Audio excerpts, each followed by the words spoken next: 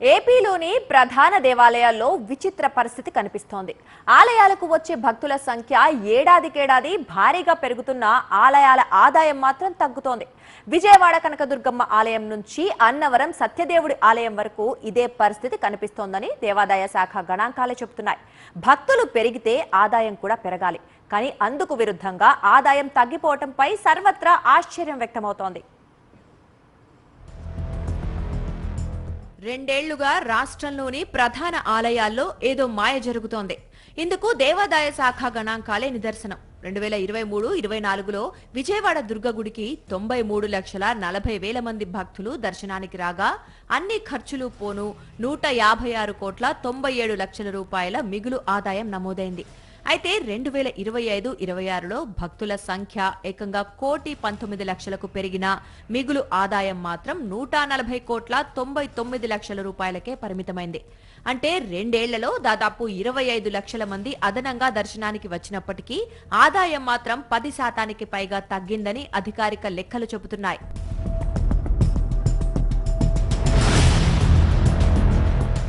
అన్నవరం సత్యదేవుడి ఆలయంలోనూ దాదాపు ఇదే పరిస్థితి కనిపిస్తోంది.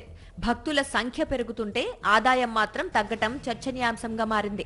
2023-24లో అన్నవరం ఆలయానికి 45,50,000 మంది భక్తులు దర్శనానికి రాగా 84 కోట్ల 82 లక్షల రూపాయల మిగులు ఆదాయం నమోదైంది. కానీ 2025-26లో భక్తుల సంఖ్య 57,87,000కు పెరిగిన ఆదాయం మాత్రం 82 కోట్ల 80 లక్షల రూపాయలకే పరిమితమైంది. పెనుగంచిప్రోలు, పెదకాకాని వంటి ఇతర ప్రధాన ఆలయాల్లోనూ ఇదే ధోరణి కనిపిస్తోందని దేవాదాయ శాఖ గణాంకాలు చెబుతున్నాయి. ఉచిత బస్సు వంటి పథకాలను పరిగణలోకి తీసుకున్న భక్తుల సంఖ్యకు అనుగుణంగా ఆదాయం పెరగకపోవటం పలు అనుమానాలకు తావిస్తోంది. మరోవైపు ప్రధాన ఆలయాల్లో డిజిటల్ సేవల అమలు, దర్శన టికెట్ల వ్యవస్థలో మార్పులు, అలాగే ఇటీవల వెలుగులోకి వచ్చిన అక్రమాల నేపథ్యంలో ఈ ఆదాయ వ్యత్యాసాలపై మరింత చర్చ జరుగుతోంది. దర్శన టికెట్లు, గదుల కేటాయింపును వాట్సాప్ సేవల ద్వారా అందిస్తున్నామని ప్రభుత్వం ప్రచారం చేస్తున్నప్పటికీ పలు ఆలయాల్లో ప్రత్యక్ష టికెట్ కౌంటర్లను భారీగా తగ్గించారు. అన్నవరం ఆలయంలో గత 4 నెలలుగా దాదాపు పూర్తిగా డిజిటల్ విధానాన్ని అమలు చేయడంతో బ్రోకర్లకు అవకాశం పెరిగిందనే ఆరోపణలు వినిపిస్తున్నాయి. మరోవైపు విజయవాడ దుర్గగుడిలో గత నెల రోజుల వ్యవధిలో దర్శనం దొంగ టికెట్ల వ్యవహారం 3 సార్లు బయటపడింది. ఇటువంటి ఘటనలు వెలుగులోకి వస్తున్న నేపథ్యంలో ఆలయాల ఆదాయం తగ్గటంపై మరిన్ని సందేహాలు వ్యక్తమవుతున్నాయి.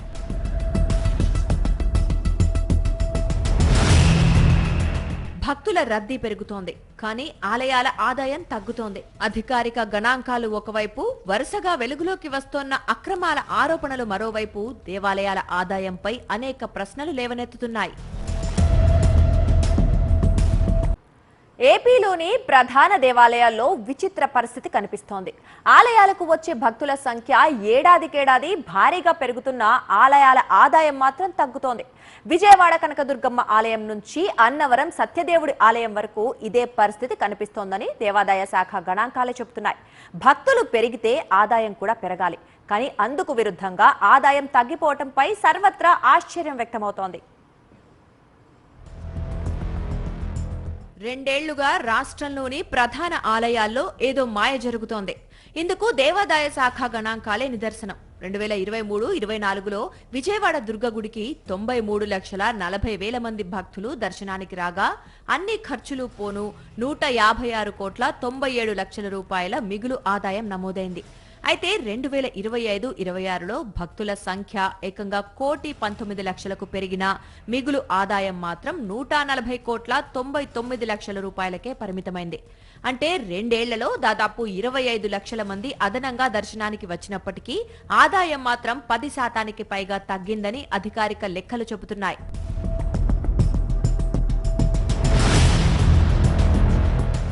అన్నవరం సత్యదేవుడి ఆలయంలోనూ దాదాపు ఇదే పరిస్థితి కనిపిస్తోంది. భక్తుల సంఖ్య పెరుగుతుంటే ఆదాయం మాత్రం తగ్గటం చర్చనీయాంశంగా మారింది. 2023-24లో అన్నవరం ఆలయానికి 45,50,000 మంది భక్తులు దర్శనానికి రాగా 84 కోట్ల 82 లక్షల రూపాయల మిగులు ఆదాయం నమోదైంది. కానీ 2025-26లో భక్తుల సంఖ్య 57,87,000కు పెరిగిన ఆదాయం మాత్రం 82 కోట్ల 80 లక్షల రూపాయలకే పరిమితమైంది. పెనుగంచిప్రోలు, పెదకాకాని వంటి ఇతర ప్రధాన ఆలయాల్లోనూ ఇదే ధోరణి కనిపిస్తోందని దేవాదాయ శాఖ గణాంకాలు చెబుతున్నాయి. ఉచిత బస్సు వంటి పథకాలను పరిగణలోకి తీసుకున్న భక్తుల సంఖ్యకు అనుగుణంగా ఆదాయం పెరగకపోవటం పలు అనుమానాలకు తావిస్తోంది. మరోవైపు ప్రధాన ఆలయాల్లో డిజిటల్ సేవల అమలు, దర్శన టికెట్ల వ్యవస్థలో మార్పులు, అలాగే ఇటీవల వెలుగులోకి వచ్చిన అక్రమాల నేపథ్యంలో ఈ ఆదాయ వ్యత్యాసాలపై మరింత చర్చ జరుగుతోంది. దర్శన టికెట్లు, గదుల కేటాయింపును వాట్సాప్ సేవల ద్వారా అందిస్తున్నామని ప్రభుత్వం ప్రచారం చేస్తున్నప్పటికీ పలు ఆలయాల్లో ప్రత్యక్ష టికెట్ కౌంటర్లను భారీగా తగ్గించారు. అన్నవరం ఆలయంలో గత 4 నెలలుగా దాదాపు పూర్తిగా డిజిటల్ విధానాన్ని అమలు చేయడంతో బ్రోకర్లకు అవకాశం పెరిగిందనే ఆరోపణలు వినిపిస్తున్నాయి. మరోవైపు విజయవాడ దుర్గగుడిలో గత నెల రోజుల వ్యవధిలో దర్శనం దొంగ టికెట్ల వ్యవహారం 3 సార్లు బయటపడింది. ఇటువంటి ఘటనలు వెలుగులోకి వస్తున్న నేపథ్యంలో ఆలయాల ఆదాయం తగ్గడంపై మరిన్ని సందేహాలు వ్యక్తమవుతున్నాయి.